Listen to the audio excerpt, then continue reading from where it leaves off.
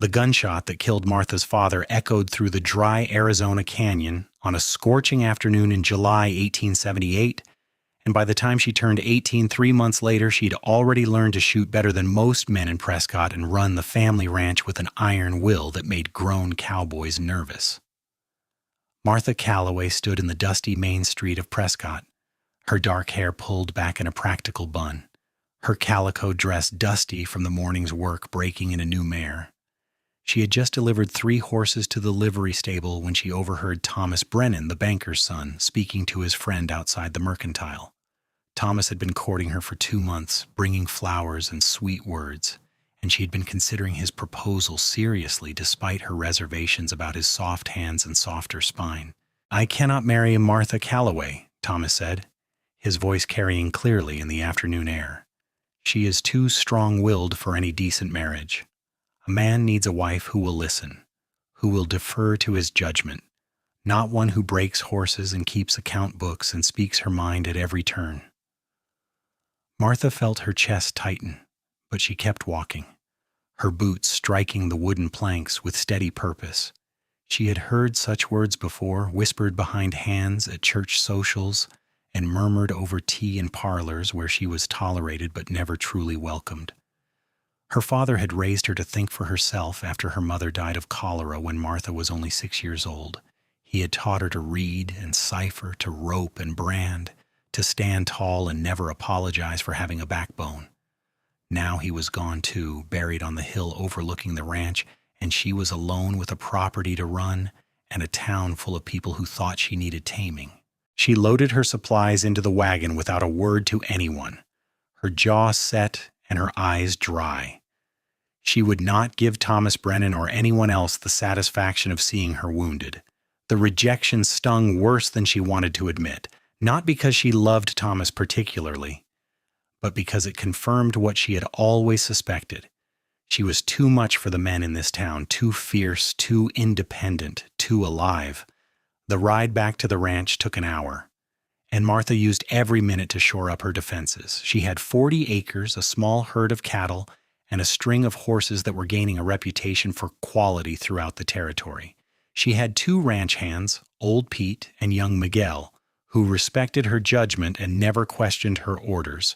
She had a roof over her head and food on her table. She did not need a man who wanted to diminish her.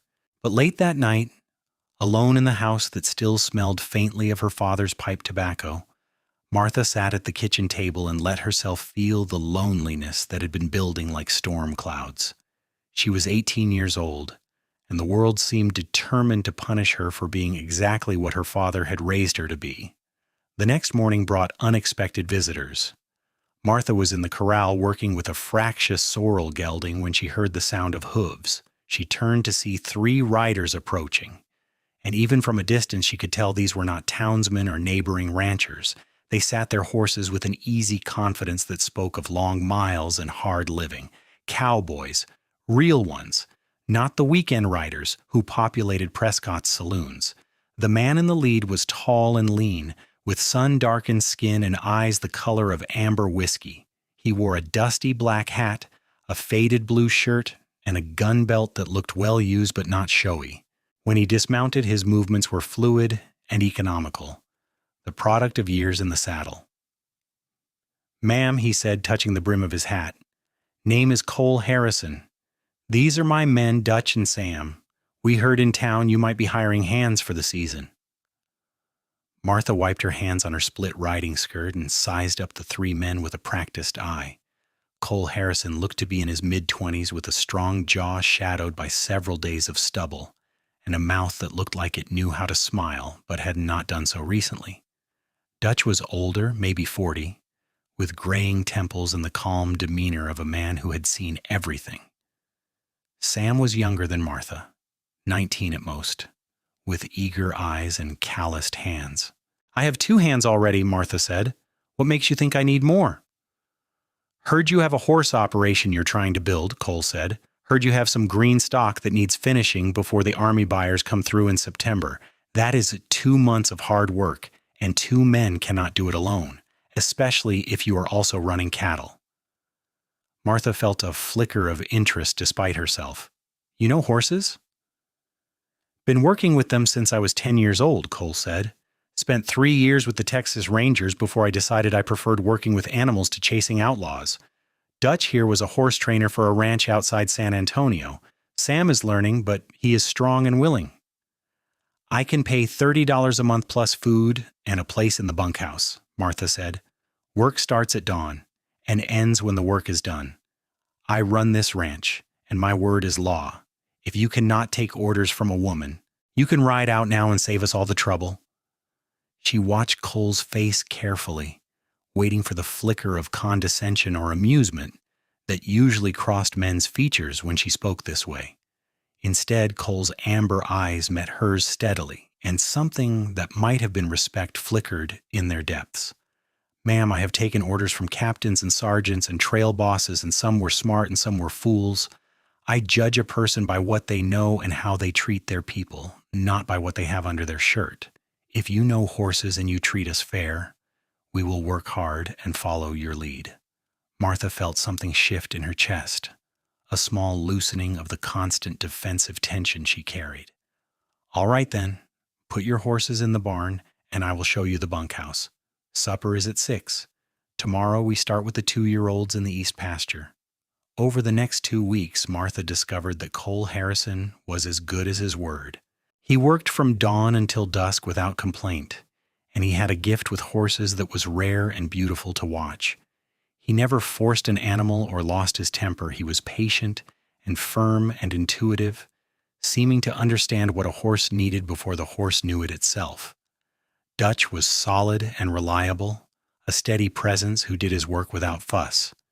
Sam was enthusiastic and learned quickly, and Martha found herself teaching him the same way her father had taught her, with clear explanation and patient demonstration. Cole was different from any man Martha had ever known. He spoke to her as an equal, asking her opinion on training methods and listening when she answered. He never tried to take over or assume he knew better. When she suggested a different approach to working with a particularly stubborn mare, he tried it without argument.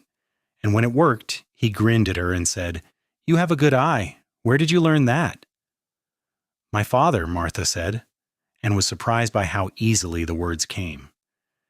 He bought a book on horse training written by a man in California, and we studied it together. He always said a good horseman never stops learning. "Smart man," Cole said, and there was genuine warmth in his voice. "You are lucky to have had him." Martha found herself telling Cole things she had not told anyone about how her father had died, shot by a claim jumper who thought a man alone with a young daughter would be easy pickings. The claim jumper had not expected Martha to grab her father's rifle and fire back, and he had not expected her shot to find its mark.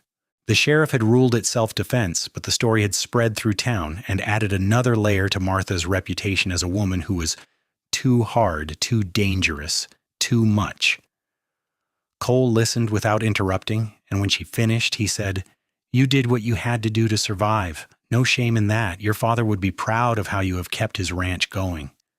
They were standing by the corral fence in the long summer twilight, watching the horses settle for the evening. Martha felt her throat tighten with unexpected emotion. No one had said anything like that to her before. The town treated her like a curiosity or a problem, not like someone who had endured grief and come through it still standing. "Thomas Brennan told me last week that I'm too strong-willed for marriage," Martha heard herself say, and was immediately angry with herself for revealing something so personal. But Cole just shook his head. "Then Thomas Brennan is a fool," he said quietly. "Any man worth his salt does not want a woman who is afraid of her own shadow. He wants a partner, someone with fire inside her, someone who will stand beside him when times get hard and challenge him when he's wrong. Strong-willed is not a flaw, Miss Martha. It is a virtue." Martha turned to look at him, and in the fading light his eyes were serious and intent. "You really believe that?" "I really believe that," Cole said. "My mother was the strongest person I ever knew. She raised 4 boys on a hard-scrabble farm in Texas after my father died. She taught us to read and kept us fed and never once complained or asked for pity. When she passed last year, I realized I had been looking for someone like her my whole life, someone strong, someone who would not break. Martha felt her heart beating too fast in her chest. Is that why you are here?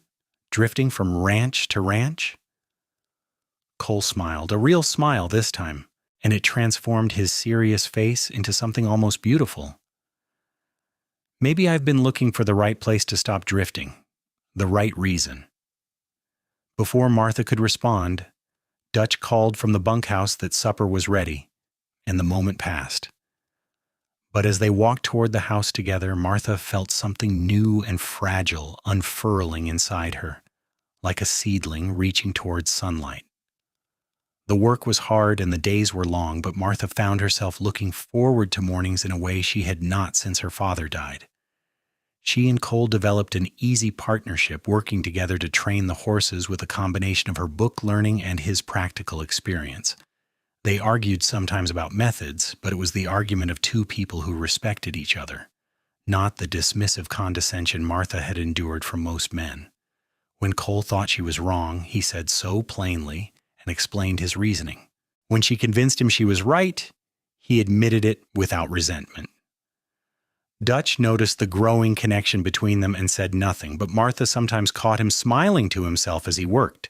Sam was less subtle, grinning every time Cole and Martha stood close together or their hands brushed while working with the horses. In early August, Martha had to go into town for supplies. Cole offered to accompany her, saying he needed to send a letter east and pick up some tack oil. They rode in the wagon together in the early morning coolness, and Martha found herself intensely aware of Cole's presence beside her, the warmth of his shoulder almost touching hers, the competent way his hands held the reins. Prescott was busy with Saturday commerce, and Martha felt the usual stares and whispers as she moved through the town. She held her head high and ignored them, but she could feel the old tension creeping back into her shoulders. Then Cole stepped closer, not touching her but making his presence known, and somehow that simple act of solidarity made the whispers matter less. They were loading flour and sugar into the wagon when Thomas Brennan appeared, looking uncomfortable. "Martha," he said, nodding stiffly. "I wanted to apologize for my words last week. They were ungentlemanly."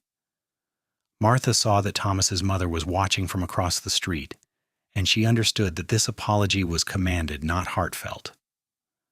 "Thank you, Thomas," she said coolly. "I appreciate your consideration." Thomas's eyes flicked to Cole, who was standing with his arms crossed, watching. "Is this one of your hired hands?" "Cole Harrison," Cole said, not offering his hand, "and yes, I work for Miss Calloway." "I see," Thomas said, and there was a wealth of implication in those two words, a suggestion that Martha hiring young male workers was somehow improper. Martha felt her temper flare.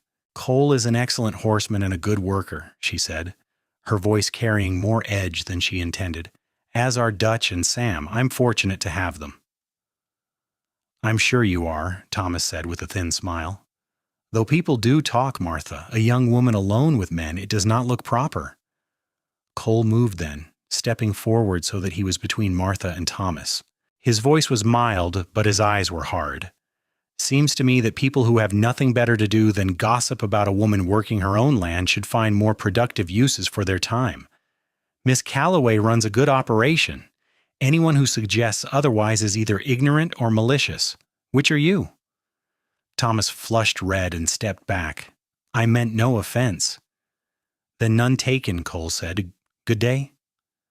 They finished loading in silence, and it was not until they were out of town that Martha said, "You did not have to do that." "Yes, I did," Cole said. "He was implying you were improper, and that is a lie. You run your ranch with more integrity than most people I have met, male or female." Martha felt the familiar tightness in her throat again, but this time it was accompanied by a rush of warmth that spread through her whole chest. "Thank you," she said quietly, "for seeing me as I am, not as what people think I should be." Cole turned to look at her, and the intensity in his eyes made her breath catch. "I see a woman who is brave and smart and strong. I see someone who works hard and treats people fair and does not give up when life knocks her down. I see someone beautiful, inside and out. The wagon jolted over a rut in the road, and Martha grabbed the seat to steady herself, but her eyes never left Cole's face. "Cole," she said, and was not sure what she meant to say next, but it did not matter because Cole was leaning toward her, his hand coming up to cup her cheek, and then he was kissing her. The world seemed to stop. Martha had been kissed before, chase pecks from awkward suitors, but this was different. Cole kissed her like she was precious and fierce all at once, like he was claiming her and offering himself simultaneously. His lips were warm and firm, and when Martha gasped in surprise, he deepened the kiss, and she felt heat unfurl in her belly, spreading through her limbs until she was trembling. When they finally broke apart, both breathing hard, Cole rested his forehead against hers. "I have wanted to do that since the first day I saw you in that corral, fearless and beautiful. Tell me I have not overstepped. Tell me I have not ruined everything." "You have not ruined anything," Martha whispered. Her hands had found their way to his shirt, fisting in the fabric. "Cole, I feel the same way.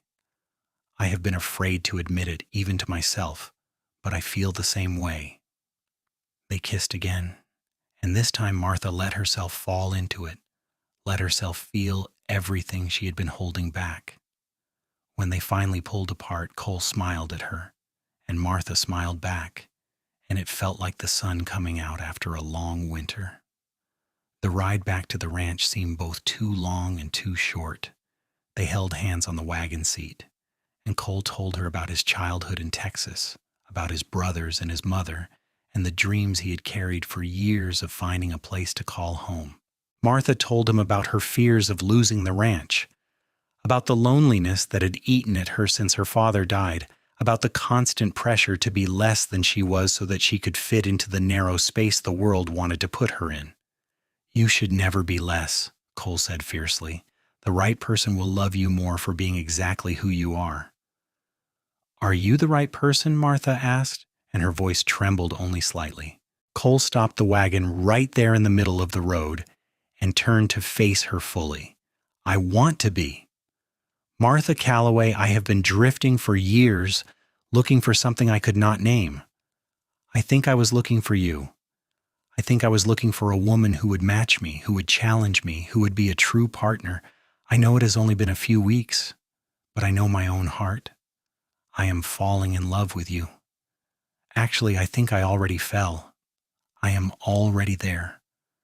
Martha felt tears prick her eyes, but they were good tears, happy tears.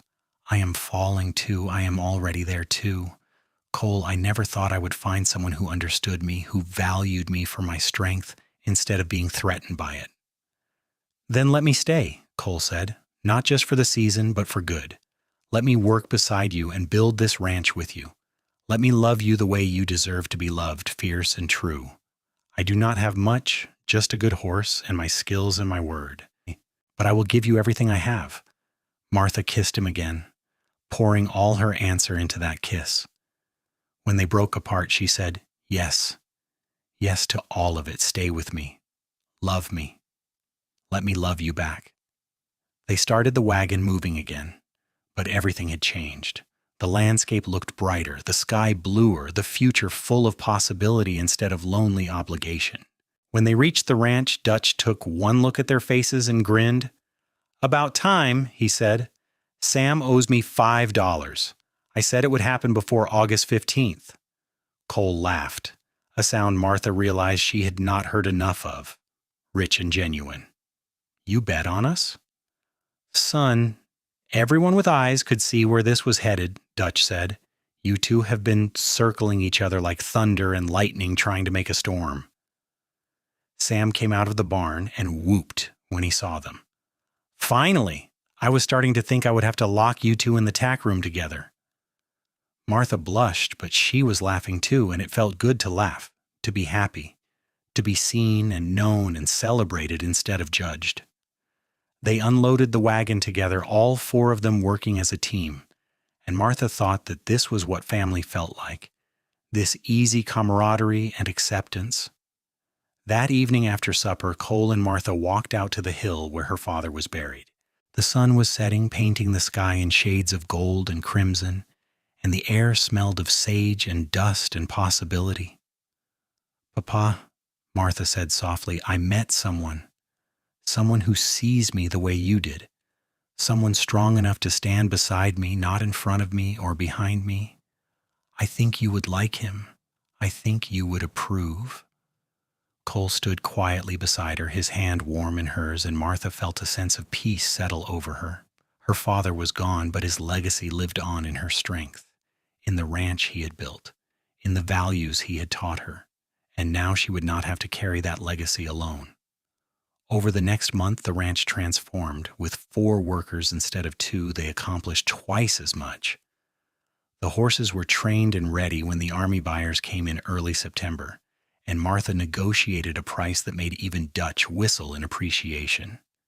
The money would secure the ranch for another year and allow them to expand the herd.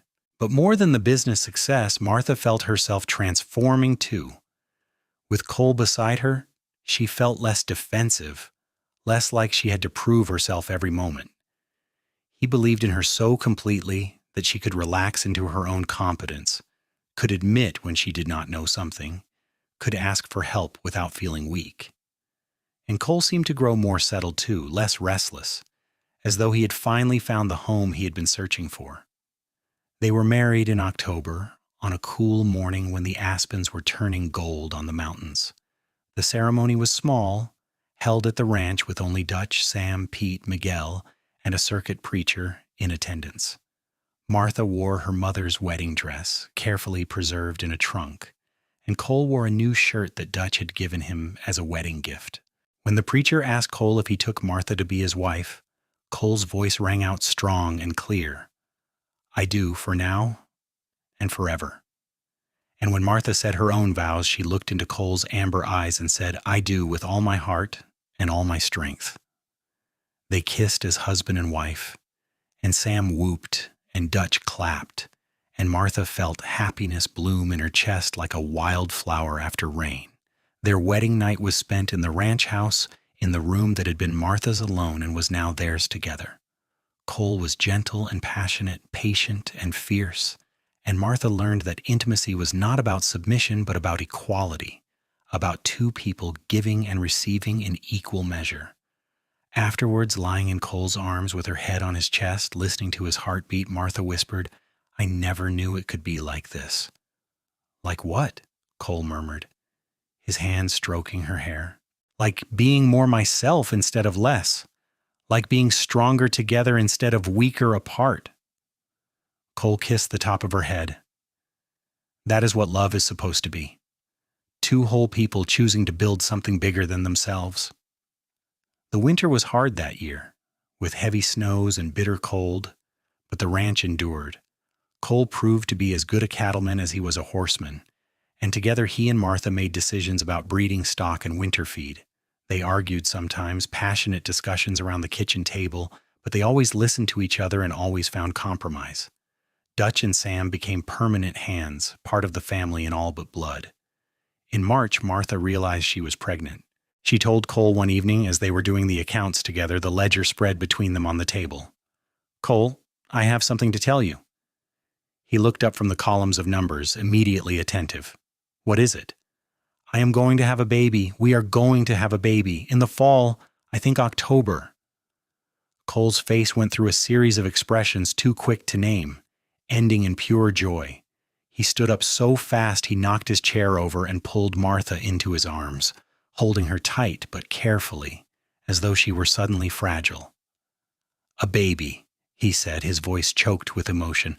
"Martha, are you sure?" "I am sure," she said, laughing and crying at the same time. "Are you happy?" "Happy does not even begin to cover it," Cole said. He pulled back to look at her face, his eyes shining. "You are going to be an amazing mother, strong and fierce and loving. Our child is so lucky." The pregnancy was not easy. Martha was sick in the mornings and tired in the afternoons, and she hated feeling weakened by her own body. But Cole was endlessly patient, taking on extra work without complaint, bringing her tea and toast in bed, rubbing her aching back in the evenings. And as her belly grew and she felt the baby move inside her, Martha felt a sense of wonder that eclipsed the discomfort. In late October, on a night when the first frost silvered the grass, Martha went into labor. Cole sent Sam racing for the midwife in town, while he stayed by Martha's side, holding her hand and talking her through the pain. Dutch paced outside like an expectant grandfather, and Pete kept the fire going and the water hot. The labor lasted through the night and into the next day, and there were moments when Martha thought she could not endure another minute. But Cole never left her side, his voice steady and sure, his hand gripping hers, his belief in her strength unwavering. "You can do this, Hugert," he told her. "You are the strongest person I know. You can do anything." And finally, as the sun set on the second day, Martha's son was born, red-faced and squalling, perfect and whole. The midwife placed him on Martha's chest, and Martha looked down at the tiny face, the miniature hands waving in the air, and felt her heart expand in a way she had not known was possible. Cole was beside her, tears streaming down his face, his hand gentle on the baby's head. "He is perfect," Cole whispered. "You are perfect. Thank you, Martha. Thank you for this gift." They named him Samuel James, after Cole's father and Martha's, and Sam the ranch hand declared himself the baby's honorary uncle and took his namesake status very seriously. The ranch settled into a new rhythm, with the sounds of a baby's cries and laughter joining the familiar noises of horses and cattle. Martha discovered that motherhood did not diminish her the way she had feared it might. She was still herself, still strong and capable, but now she was also soft and nurturing. She learned to carry Samuel in a sling while she worked, to nurse him in the barn while checking on the horses, to balance the demands of the ranch and the needs of her child. And Cole was a devoted father, walking the floor with Samuel at night, changing diapers without complaint, singing lullabies in his surprisingly good tenor voice. The years passed in a rhythm of seasons. Samuel grew into a sturdy toddler, and then a curious boy who followed his father around the ranch learning to rope and ride. When he was 3, Martha became pregnant again, and this time the pregnancy was easier, her body knowing what to expect. Their daughter was born in the spring, when the wildflowers carpeted the meadows, and they named her Grace Elizabeth after Cole's mother and Martha's. Grace was different from Samuel, quieter and more thoughtful, but no less stubborn. She adored her older brother and her father, but she was her mother's shadow, following Martha everywhere, asking endless questions, learning to read at 4, and doing simple arithmetic at 5. The ranch prospered. Word spread about the quality of the Calloway horses, and buyers came from as far as California and Colorado. Martha's reputation shifted from scandalous to respected, from too strong to admirably capable. Cole became known as one of the best horsemen in the territory, but he always deferred to Martha in front of buyers, making it clear that she was the brains and heart of the operation. When Samuel was 6 and Grace was 3, they hired another hand, a young man named Jack who reminded Martha of Cole at that age, restless and searching. Jack fit into the ranch family easily, learning from Cole and Dutch, playing with the children, becoming another part of their extended household. On their 10th anniversary, Cole gave Martha a piece of land adjacent to their ranch that he had quietly purchased with his savings. "For expansion," he said, "I know you have been wanting to increase the horse herd. Now we have room." Martha cried, not because of the land, though that was wonderful, but because after 10 years Cole still understood her dreams, still supported her ambitions, still saw her as a full partner. "You are the best thing that ever happened to me," she told him. "The best decision I ever made." "You are everything I never knew I needed," Cole said. "Fire and strength and love all mixed together. You challenged me to be better. You gave me a home and a purpose and a family.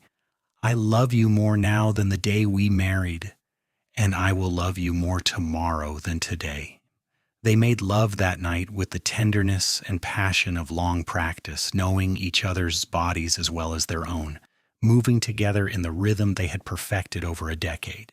Afterwards, tangled together in the darkness, Martha thought about the girl she had been at 18, rejected and lonely, thinking she was too much for any man to handle.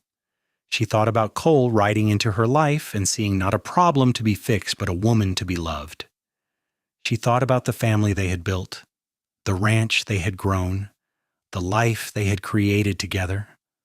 "Cole," she whispered into the darkness. "Yes, love. Thank you for needing a woman with fire inside her. Thank you for wanting me exactly as I am." Cole's arms tightened around her. "Thank you for being brave enough to burn bright. Thank you for not letting anyone dim your flame. And thank you for sharing your fire with me." When Samuel was 10, he started helping with the horse training in earnest, showing his father's gift and his mother's patience. Grace at 7 was more interested in the business side, following Martha around with a small notebook, writing down figures, and asking about profit margins. Martha and Cole watched their children with pride and wonder, seeing how they were becoming their own people while carrying forward the values their parents had taught them. Dutch retired when his joints got too stiff for ranch work, but he stayed on in a small cabin Cole built for him near the main house. He spent his days carving wooden toys for the children and dispensing wisdom to anyone who would listen. Sam eventually married a widow from town and brought his new wife Clara to live on the ranch. Pete and Miguel were long gone, but Jack remained, and 2 new hands joined the operation as it continued to expand. The ranch became more than just a business. It became a refuge for people who did not quite fit elsewhere, for the restless and the rejected, the strong-willed and the stubborn. Martha and Cole had a gift for seeing people as they truly were, for valuing strength over conformity, for building a community based on respect and hard work and acceptance. When Martha was 30, she became pregnant unexpectedly. And though she worried about managing 3 children in the ranch, Cole just laughed and said, "We will manage. We always do." Their second son was born in winter, during a snowstorm that kept the midwife from reaching the ranch. Cole delivered the baby himself, with Martha coaching him through her pain. And when it was over and their son was nursing at Martha's breast, Cole said, "You are the most remarkable person I have ever known. Every time I think I cannot love you more, you prove me wrong." They named him Daniel Thomas, and he proved to be a perfect blend of his siblings, adventurous like Samuel and thoughtful like Grace, with a sense of humor all his own. The children grew. Samuel fell in love with a girl from town and brought her home nervously, clearly worried about his parents' reaction. But Martha and Cole welcomed her warmly, and when Samuel proposed at 20, they gave their blessing gladly. The wedding was held at the ranch, a bigger affair than Martha and Cole's own had been, with guests from 3 counties. Grace announced at 16 that she wanted to go to business school in San Francisco, and though Martha's heart ached at the thought of her daughter so far away, she supported the dream. "Go be brilliant," Martha told her. "Go learn everything you can. The ranch will be here when you're ready to come back. And if you never come back, that is all right too. Your father and I want you to be happy, whatever that looks like." Grace did come back 3 years later with a head full of business knowledge and a determination to modernize the ranch's operations. She implemented new accounting systems and marketing strategies, and under her guidance, the Calloway Ranch became one of the most successful operations in Arizona. Daniel, the youngest, was the wanderer. At 18, he announced he wanted to see the country, to ride the rails, and work different ranches and learn from different people. Cole, who understood restlessness better than anyone, gave his son his blessing and enough money to get started safely. "Come home when you are ready," Cole said. "There will always be a place for you here." Martha and Cole grew older together, their hair graying, their hands roughening with decades of work, but their love did not diminish. If anything, it deepened, becoming a river that had carved its channel through stone, constant and unshakable. They still argued sometimes, passionate debates about ranch policy or child rearing or politics, but they always came back to each other, always remembered that they were on the same side, always chose love over pride. On their 25th anniversary, the whole family gathered at the ranch. Samuel was there with his wife and 2 children. Grace had come from San Francisco with her new husband, a kind man who worked in banking and looked at Grace like she hung the moon. Daniel had returned from his wandering, ready to settle down and learn the family business. The house was full of noise and laughter and love, 3 generations of family that Martha and Cole had built together. That evening, after the party had wound down and the grandchildren were asleep, Martha and Cole walked up to the hill where Martha's father was buried. A stone for Martha's mother had been placed there too, brought from her grave in town, so that Martha's parents could rest together at last. "We did it, Papa," Martha said softly. "We built something good, something lasting.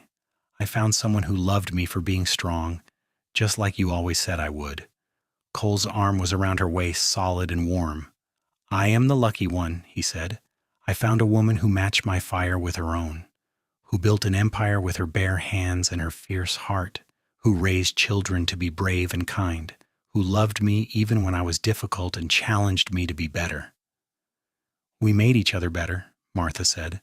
"That is what love does. It does not diminish. It amplifies."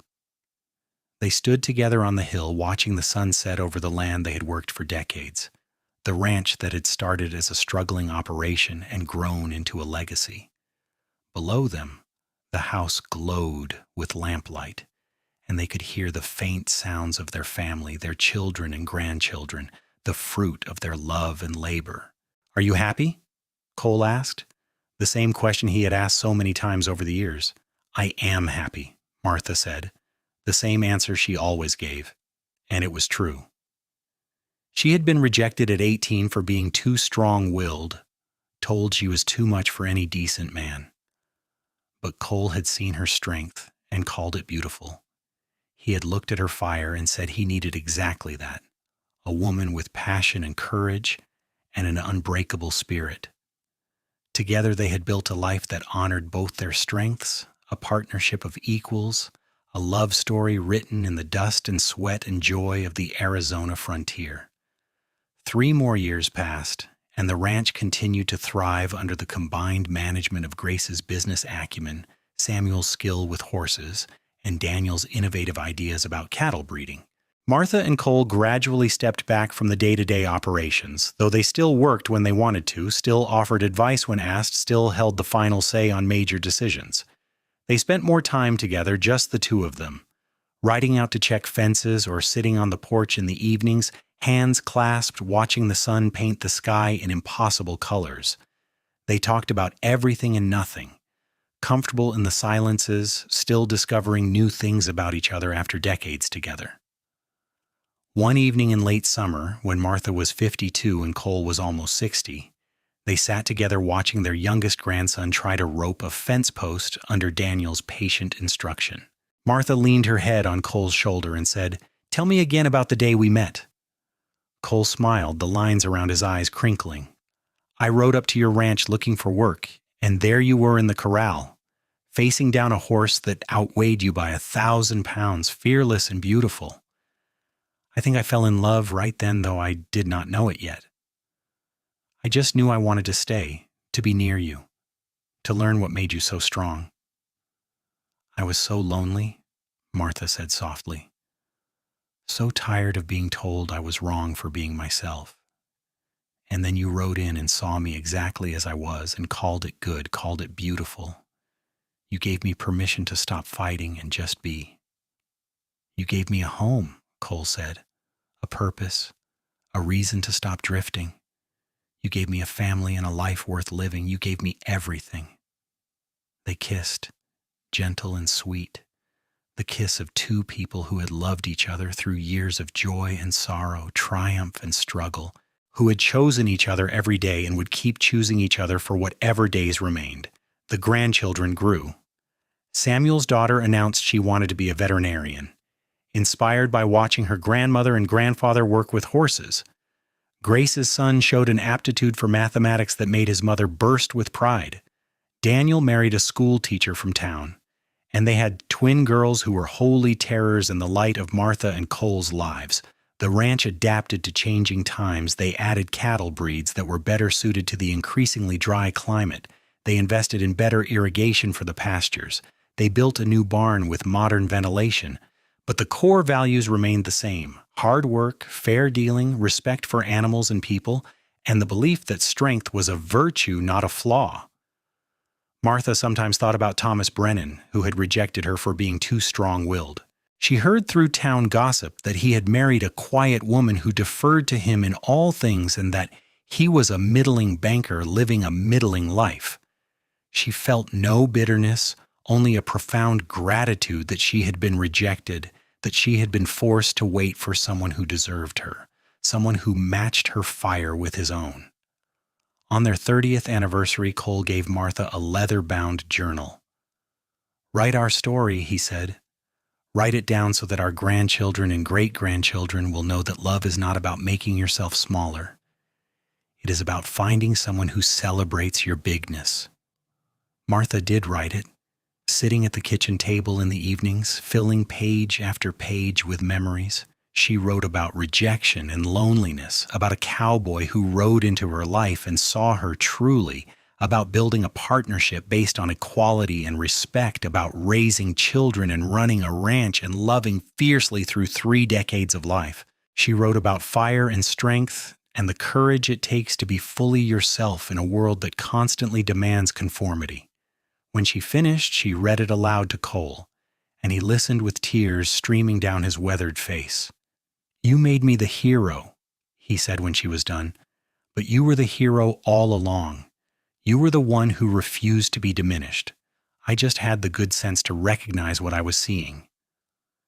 "We were both heroes," Martha said. "We saved each other." They continued growing older together, their bodies slowing but their minds sharp, their love deepening into something beyond passion or romance, something fundamental and eternal. They still held hands when they walked. They still kissed good morning and good night. They still told each other, "I love you," every single day, and meant it more each time. When Martha was 60 and Cole was approaching 68, they sat on the porch one evening watching the sunset as they had done thousands of times before. The ranch stretched out before them, prosperous and thriving, buzzing with the activity of children and grandchildren and workers who had become family. Martha's hair was white now, Cole's too, and their hands were gnarled with arthritis, but their fingers still intertwined perfectly. "Do you have any regrets?" Martha asked, a question she had never asked before. Cole thought for a long moment. "I regret that I did not find you sooner, that we did not have more years together, but I do not regret a single day we have had. Every moment with you has been a gift, even the hard ones, especially the hard ones, because those showed us what we are made of." "No regrets," Martha agreed. "Not one. You gave me everything I never knew I wanted. You loved me so completely that I learned to love myself. You saw my fire and called it beautiful, and that changed my whole life." As the sun dipped below the horizon, painting the sky in shades of orange and purple and gold, Martha thought about the girl she had been, standing in the dusty street, hearing herself called too strong-willed for marriage. She thought about the woman she had become, strong and soft all at once, fierce and loving, a matriarch who had built an empire on her own terms. And she thought about the man beside her, who had ridden into her life and changed everything, who had needed a woman with fire inside her and found one burning bright. "Thank you," Martha whispered. "For what?" Cole asked. "For everything. For seeing me. For loving me. For building this life with me. For being exactly who I needed exactly when I needed you." Cole raised her hand to his lips and kissed her knuckles gently. "The honor was mine. The joy was mine. The privilege of loving you and being loved by you has been the defining gift of my life.